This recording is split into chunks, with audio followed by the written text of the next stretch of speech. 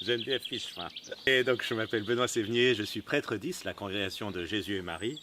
J'ai fait un doctorat sur le mariage et en ce moment, et je suis, j'ai découvert le clown par un paroissien qui était prof de clown.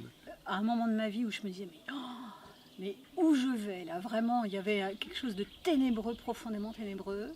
Et je suis tombée sur une affiche de stage clown, je me suis dit, oui, de toute façon tu peux pas descendre plus bas. Et j'y suis allée. Et j'ai découvert que l'art du clown, c'était fort pratique. Je n'avais pas besoin de bien savoir chanter. J'ai découvert que le clown, c'est ce qu'il y a de beau en moi, la partie de poésie qui nous habite chacun. Et je me suis dit, mais c'est ça mon art. Parce que je chante, mais pas très bien, je dessine pas très bien.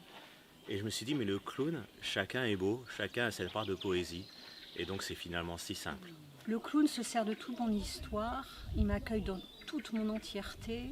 J'ai trouvé que c'était extrêmement vivifiant d'avoir un art qui prend tout de moi, y compris ce qui est imparfait. Le clown, contrairement à tous les artistes, n'existe que parce que l'autre existe, ce public existe. C'est une super belle école de l'altérité.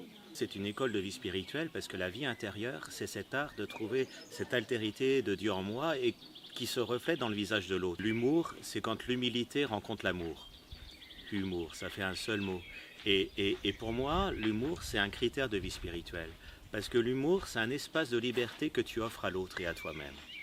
C'est pour ça que le clown ne rit pas de l'autre ni de soi, il rit avec l'autre, il rit avec lui-même. Poser le cadre de sécurité, de sorte que chacun comprenne qu'on ne va pas apprendre à faire le clown, on va juste enlever les couches de l'oignon qui nous empêchent profondément d'être en vérité avec soi-même. Donc c'est vraiment l'école de l'authenticité pour soi, au service de la joie d'autrui, mais pas malgré l'autre. On rit beaucoup quand même pendant nos stages, oui. C'est vraiment l'école de la joie.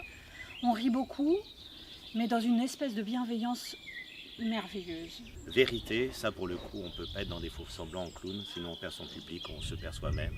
Vérité, ce qui est vrai, ce qui est là.